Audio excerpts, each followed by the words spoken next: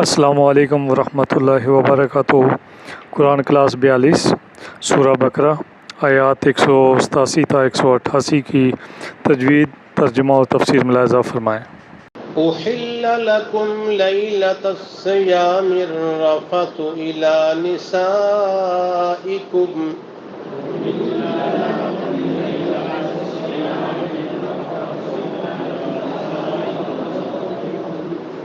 أحل لكم ليلة الصيام الرفث إلى نسائكم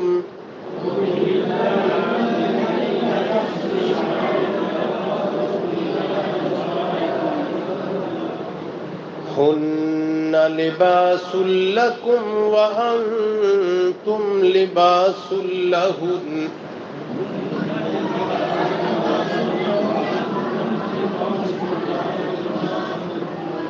هن لباس لكم وأنتم لباس لهن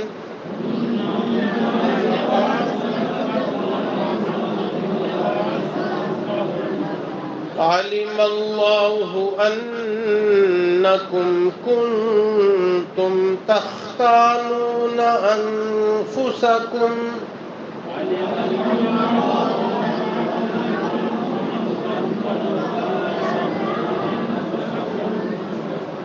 علم الله أنكم كنتم تختانون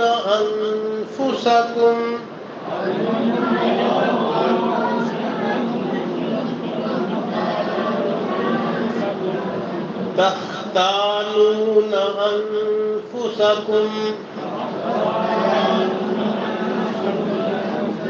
فتاب عليكم وعفى عنكم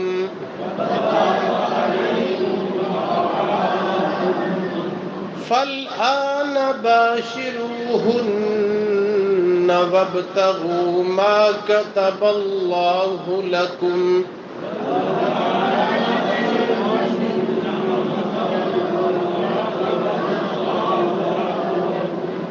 وكلوا واشربوا حتى يتبين لكم الخيط الأبيض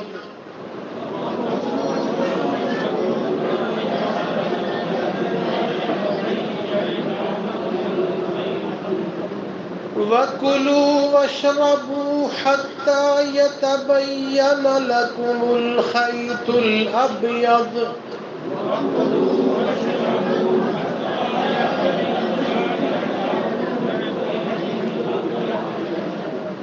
حتى يتبين لكم الخيط الأبيض من الخيط الأسود من الفجر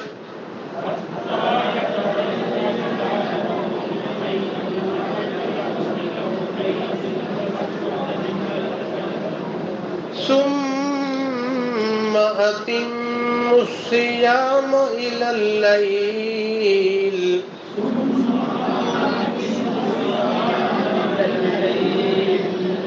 ولا تباشروهن وأنتم عاكفون في المساجد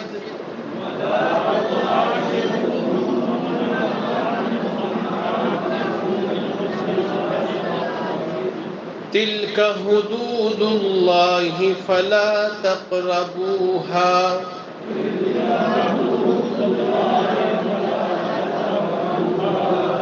كذلك يبين الله آياته للناس لعلهم يهتدون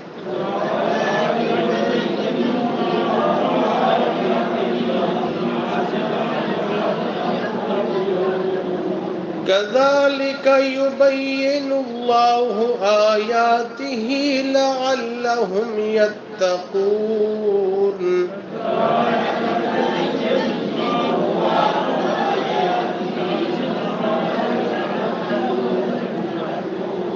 ولا تأكلوا أموالكم بينكم بالباطل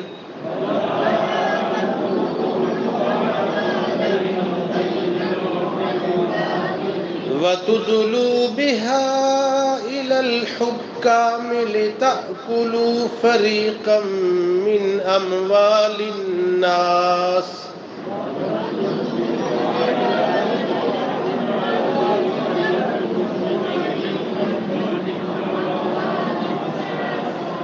وتدلوا بها إلى الحكام لتأكلوا فريقا من أموال الناس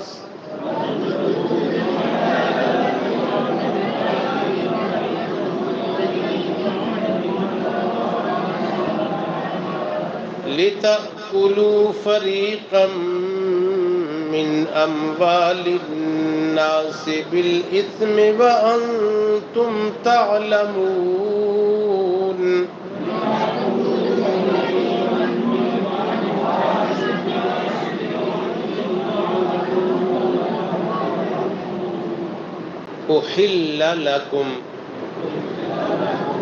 أحل لكم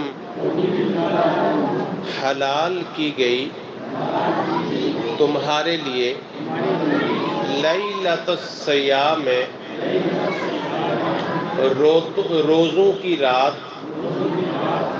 الرفث رغبت کرنا الی نسائکم اپنی عورتوں کی طرف ہن وہ لباس لکم لباس ہے تمہارے لیے وانتم اور تم لباس لہن لباس ہو ان کے لیے علم اللہ جان لیا اللہ تعالی نے انکم بے شک تم کنتم ہو تختانون خیانت کرتے انفسکم اپنی جانوں کی فتاب علیکم تو رجوع کیا تم پر وعفا عنکم اور معاف کیا تمہیں فالآن تو اب باشروہن مباشرت کرو ان سے وابتغوا اور حاصل کرو ما کتب اللہ جو لکھا ہو اللہ تعالی نے لکم تمہارے لیے وَكُلُوا اور کھاؤ وَاشْرَبُوا اور پیو حتیٰ یہاں تک کہ یتبین ظاہر ہو جائے لکم تمہارے لیے الخیط الابیض سفید دھاگا من الخیط الاسود سیاہ دھاگے سے من الفجر فجر سے ثم پھر اتم الصیام پورے کرو روزے الی اللیل رات تک ولا تباشروہن اور نہ مباشرت کرو ان سے وانتم اور تم عاکفون اعتکاف کر رہے ہو فی المساجد مسجدوں میں تلک حدود اللہ یہ حدیں ہیں اللہ تعالیٰ کی فلا تقربوها تو نہ قریب جانا تم ان کے کذالک اسی طرح یبین اللہ بیان کرتا ہے اللہ تعالی آیاتہ اپنی آیتیں للناس لوگوں کے لیے لعلہم تاکہ وہ یتقون بچ جائیں، ولا تاکلوا اور نہ کھاؤ، اموالکم اپنے مال، بینکم اپنے درمیان، بالباطل باطل طریقے سے، وتدلوا اور لے جاتے ہو تم، بہا انہیں، الی الحکام حاکموں کی طرف، لتأکلوا تاکہ کھا لے، فریقاً ایک گروہ، من اموال الناس لوگوں کے مالوں میں سے، بالاسم گناہ کے ساتھ، وانتم اور تم، تعلمون جانتے ہو۔ پچھلے 2-3 سبقوں میں ہم احکام رمضان والی آیات پڑھ رہے ہیں۔ آج اس کا آخری حصہ ہے۔ رسول اللہ صلی اللہ علیہ وسلم پر اور آپ کی امت پر جب رمضان کے روزے فرض ہوئے تو آپ کو مکہ المکرمہ سے مدینہ منورہ کی طرف ہجرت کیے ہوئے 1 سال سے کچھ عرصہ زیادہ گزرا تھا۔ صحابہ کرام بڑی کسم و پرسی کی حالت میں مدینہ طیبہ میں رہ رہے تھے۔ اسلام کی تیسری عبادت، پہلی عبادت اقرار توحید، دوسری اقامت صلاۃ اور تیسری عبادت روزوں کی مدینہ طیبہ میں اللہ تعالیٰ نے مسلمانوں کو عطا کی۔ تو اس موقع پر جیسا کہ پچھلے سبقوں میں ہم نے پڑھا، اس دور کے مسلمانوں کے لیے اللہ تعالیٰ نے بہت آسانیاں بھی دی۔ جیسے ہم نے پڑھا کہ 2 آپشنز تھے، خواہ روزہ رکھیں ابتدا میں، خواہ اس کا فدیہ دے دیں،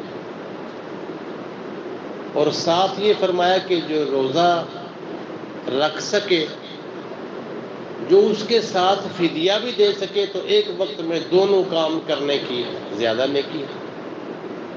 پھر اس میں مزید ترمیم یہ ہوئی کہ اب جیسا کہ پچھلے سبق میں ہم نے پڑھا کہ فمن شہد منکم الشہر فلیصمہ، کہ اب ترمیم اس نرمی میں یہ ہے کہ جو بھی اس مہینے میں موجود ہو اور اسے کوئی عذر لاحق نہ ہو، وہ سفر میں نہ گیا ہو، کسی مرض میں مبتلا نہ ہو، تو وہ روزہ رکھے گا۔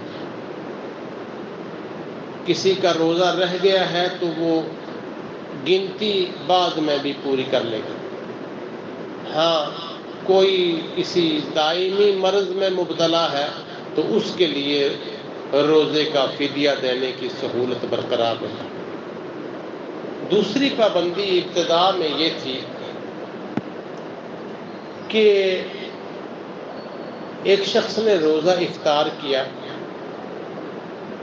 سحری کے وقت روزہ رکھا، غروب آفتاب کے وقت روزہ افطار کیا، اب اس افطاری سے لے کے عشاء کی نماز کے ادا کرنے تک وہ سونے سے پہلے کھانا کھا سکتا ہے، پانی پی سکتا ہے، اور معمول کی ازدواجی زندگی بھی گزار سکتا ہے۔ لیکن اگر چونکہ عشاء کی نماز کا وقت بڑا طویل ہے، غروب آفتاب سے لے کے نصف شب تک عشاء کی نماز کا وقت ہے، تو اس وقت میں جب اس نے عشاء کی نماز ادا کر لی، بھلے جلدی کی یا دیر سے، اس کے بعد اس پر پابندی تھی کہ اب اگر وہ سو گیا ہے ایک، یا وہ نماز کی ادا کر چکا ہے، اس کے بعد سحری اس کے بعد سحری تک، اور سحری کے بعد تو روزہ شروع ہو جائے گا، اس کے لیے یہ جو جائز معاملات ہیں ازدواجی تعلق کے، یہ ممنوعات ہیں۔ صحابہ کرام رضوان اللہ تعالی علیہم اجمعین سے کچھ خطائیں ہوئیں، غلطیاں ہوئیں کہ وہ اس پابندی کو مکمل طور پر اپنے اوپر نافذ نہ کر سکے، پھر اللہ تعالیٰ نے اس میں نرمی فرمائی۔ یہ وہ سبق آج ہم پڑھ رہے ہیں۔ اللہ نے فرمایا کہ پہلے تو تم پر پابندی تھی کہ روزے کی رات عشاء کے بعد تم ازدواجی تعلق نہیں قائم کر سکتے، یعنی افطار سے لے کے عشاء تک، عشاء کی نماز کی ادائیگی تک، خواہ جتنی بھی تاخیر سے پڑھی یا جتنی جلدی سے پڑھی، یہ وقت جو ہے وہ اجازت تھی، اس کے علاوہ نہیں۔ جب ان سے غلطیاں اور کوتاہیاں ہونے لگیں، اللہ نے مزید نرمیاں کی۔ پچھلی آیت میں ہم نے پڑھا نا، یرید اللہ بکم اليسر ولا یرید بکم العسر، اللہ تمہارے ساتھ آسانیاں کرنا چاہتا ہے، تمہیں مشکل میں مبتلا نہیں کرنا چاہتا۔ تو آج کا سبق ہم پڑھ رہے ہیں احل لکم لیلۃ الصیام الرفث الی نسائکم۔ اب اللہ کی طرف سے ترمیمی حکم یہ آیا ہے کہ تمہارے لیے تمہاری اپنی ازواج کی طرف رغبت کرنا لیلۃ الصیام، روزے کی ساری رات افطاری سے لے کے سحری کرنے تک تمہارے لیے جائز ہو گیا۔ ہن لباس لکم وانتم لباس لہم، وہ تمہارا لباس ہے، تم ان کا لباس ہو۔ ایک تو لباس کا معنی تمہارے عیوب کو چھپاتی ہیں، تم ان کے عیوب کے لباس ہو۔ دوسرا لباس کیونکہ جسم سے دور نہیں، جسم کے ساتھ ہوتا ہے، تمہاری ان کے ساتھ قربت ہے، ان کی تمہارے ساتھ قربت ہے، تو تمہارے لیے یہ ترمیمی حکم جاری کیا جاتا ہے کہ اب تمہیں اس کی اجازت دی جاتی ہے۔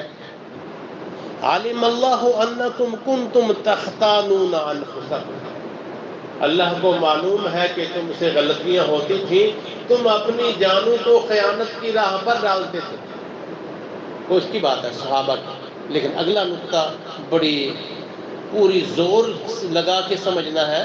عالم اللہ انکم کنتم تختانون انفسکم، اللہ نے جان لیا کہ تم اپنی جانوں کو غلطی میں ڈالتے تھے، خیانت کے عمل سے گزرتے تھے۔ پھر کیا ہوا؟ اب مجھے آپ کو کسی کو یہ ذہن میں بن سکتا ہے کہ یہاں صحابہ کی غلطی اللہ نے ذکر کیا۔ اگلا جملہ پڑھے، فتاب علیکم، اللہ نے رحم کی نظر تمہاری طرف موڑی، رحمت کی نظر تمہاری طرف موڑی، وعفا عنکم، تمہیں معاف کیا۔ پورے قرآن مجید میں جہاں بھی صحابہ کرام نہیں، انبیاء کی غلطیوں کا تذکرہ ہے، ساتھ عفا عنکم کا جملہ ذکر ہے۔ اس لیے رسول اللہ صلی اللہ علیہ وسلم نے فرمایا کسی صحابی کی کسی غلطی پر کوئی مسلمان تبصرہ نہیں کر سکتا، کسی صحابی سے ہونے والی کسی بشری لغزش پر کوئی مسلمان تبصرہ نہیں کر سکتا، کوئی کمنٹ نہیں کر سکتا۔ سارے صحابہ، ہر وہ بندہ جس سے اللہ کے نبی علیہ الصلوۃ والسلام پر ایمان لانے اور آپ کو دیکھنے کا موقع ملا، وہ ایمان لے آیا، وہ صحابی ہے، اور وہ اس کو سند اللہ کی طرف سے ملی ہے، رضی اللہ عنہم ورضوا، اللہ ان سے راضی اور وہ رب سے راضی۔ ان کی کسی بشری لغزش پر کوئی تبصرہ نہیں، نہ حضرت عائشہ رضی اللہ تعالی عنہ، نہ علی رضی اللہ تعالی عنہ، نہ ابو بکر رضی اللہ تعالی عنہ سے لے کے آخری صحابی تک کسی کے سے ہونے والی بشری لغزش پر کوئی تبصرہ نہیں کیا جاتا۔ تو اللہ نے فرمایا کہ علم اللہ انکم کنتم تختانون انفسکم، اللہ کو معلوم ہے کہ تم اس حکم پر مکمل عمل نہیں کر پائے، تم سے غلطیاں ہوتی رہیں، خیانت ہوتی رہی، فتاب علیکم، نظر رحمت اللہ نے تمہارے اوپر ڈالی، وعفا عنکم، اور تمہیں معاف کر دیا۔ اب قاعدہ کیا ہے؟ فالآن باشروہن، اب تم ان کے ساتھ رہ سکتے ہو، اب ان کی سے قربت کر سکتے ہو، وابتغوا ما کتب اللہ لکم، جو اللہ نے تمہارے لیے لکھا ہوا ہے، یعنی اولاد اور سہولت آرام وہ لو، وَكُلُوا وَاشْرَبُوا حَتَّى يَتَبَيَّنَ لَكُمُ الْخَيْطُ الْأَبْيَضُ مِنَ الْخَيْطِ الْأَسْوَدِ۔ اب تم افطار کے بعد کے وقت سے لے کے صبح، جب صبح صادق ہوتی ہے یعنی روزہ بند کرنے کا وقت ہوتا ہے، ہم نے تو گھڑیوں پر ہی دیکھا ہے نا، آج بھی بزرگوں سے دیکھیں یا خود جا کے نا تقریباً آپ کہہ لیں 3:10 یا 15 پر دیکھیں کہ اس وقت شدید اندھیرے سے مشرق کی طرف سے کچھ جو ہے وہ روشنی کھل رہی ہوتی، اس کا نام صبح صادق ہے۔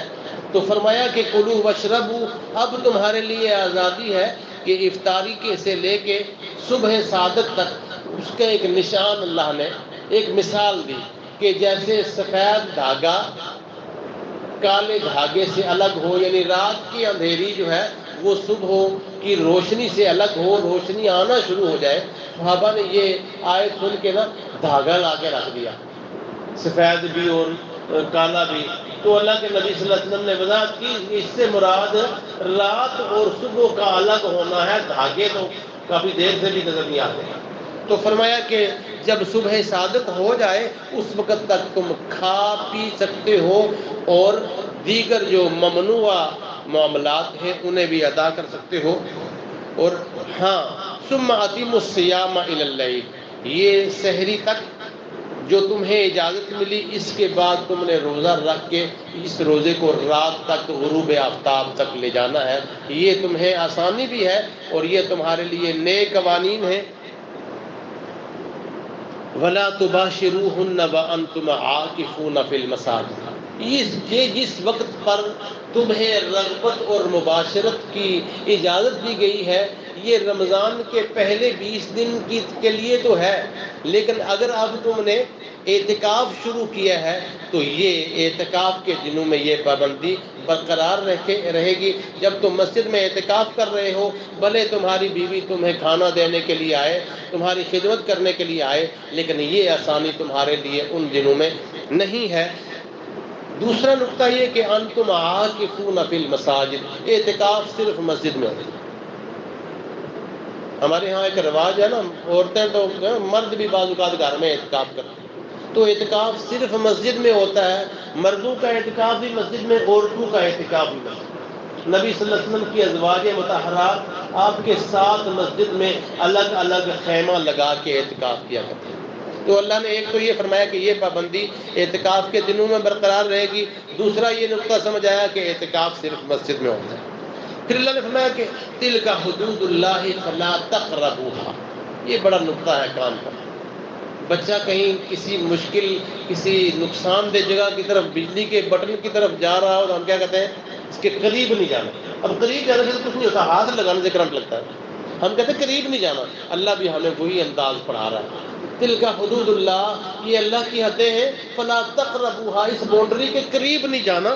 کذالک یبین اللہ لکم آیاتہ، اس طرح اللہ تعالیٰ تمہیں اپنی آیتیں بیان کرتا ہے، لعلہم للناس، لوگوں کے لیے، لعلہم یتقون، تاکہ وہ بچ جائیں، پرہیز کرتے رہیں۔ ایک تو یہ پابندی اللہ نے بتائی کہ اب تمہارے لیے نرمی ہے لیکن ساتھ اوقات کی پابندی ہے۔ دوسرا فرمایا کہ جب یہ پابندی کر رہے ہو تو ایک دوسرے کا مال بے دردی سے اور باطل طریقے سے نہ کھاؤ۔ رمضان کے احکام کے ساتھ جوڑ کے یہ آیت ہے، وَلَا تَأْكُلُوا أَمْوَالَكُمْ بَيْنَكُمْ بِالْبَاطِلِ، اپنے مال آپس میں ایک دوسرے کے ساتھ مل کے باطل طریقے سے مال نہ کھاؤ۔ وَتُدْلُوا بِهَا إِلَى الْحُكَّامِ، تم ان مالوں کا کچھ حصہ حکام کی طرف لے جاتے ہو، انہیں مال دے کے ان کے سامنے کچھ دلائل رکھ کے تم مال غلط طریقے سے کھانے کا رستہ کھولتے ہو۔ ایک تو بالکل واضح اس سے مراد رشوت ہے، دوسرا اس سے مراد یہ کہ آپ کچھ احکام کو، کچھ معاملات کو اس طرح حکام کے سامنے لے جاتے ہو کہ ان کے سامنے جا کے جو چیزیں اس طرح، یعنی دوسرے لفظوں میں کیس اس طرح بنا کے حاکموں کے سامنے رکھتے ہو، جس طرح ہم وکیل سے کیس بناتے ہیں، ایسا کیس بناتے ہیں کہ ہمیں معلوم ہے کہ بالکل جھوٹا کیس ہے، لیکن وہ ٹیبل پر فائل اتنی مکمل ہوتی ہے کہ پکا سچا نظر آتا ہے۔ اللہ نے فرمایا کہ تدلو بہا الی الحکام، کہ اس کو تم حکام کے سامنے جا کے ان سے فیصلہ کرواتے ہو، لتاکلوا فریقا من اموال الناس، تاکہ ایک گروہ لوگوں کا مال کھاتا ہے۔ کیسے بنا؟ دوسرے کے مال کے بارے میں جا کے حاکم کے سامنے کہا کہ جی یہ مال اس کا نہیں، اس کا۔ اس نے کیا پوچھنا؟ دلیل کیا ہے؟ 2 کے بجائے 4، 4 کے بجائے 8 گواہ پیش کرتی، بس ثابت ہوتا۔ جس کا مال ہے وہ بھلے روتا رہے نا، ثابت جو ہو گیا کیس۔ اب عدالت میں عام طور پر وکیل کی جیت ہوتی ہے، پارٹی کی جیت نہیں ہوتی۔ وکیل جیتتا ہے اور وکیل ہارتا ہے۔ تو اللہ نے فرمایا کہ وَتُدْلُوا بِهَا، دلوا کہتے ہیں سورہ یوسف میں انشاءاللہ، دلوا کہتے ہیں ایک چھوٹے سے برتن کو، جس سے کیا کہتے ہیں، کنویں سے پانی نکالنے والا جو، اس کو دلوا کہتے ہیں۔ ہاں، وہ جو برتن ہے اس کو عربی میں دلوا کہتے ہیں۔ فرمایا تم جیسے دلوے سے کنویں سے پانی نکالتے ہیں، ایسے تم کوئی ذریعہ استعمال کر کے حاکم کے پاس جا کے کسی اور کا مال کسی اور کو دینے میں مدد کرتے ہو، یہ بھی ایسے نہ کیا کرو کہ دوسروں کا مال تم گناہ کے طریقے سے کھاتے ہو، وَأَنْتُمْ تَعْلَمُونَ، اور تمہیں معلوم ہوتا ہے کہ میں غلط ہوں، پھر بھی اپنے آپ کو صحیح ثابت کرتے ہو۔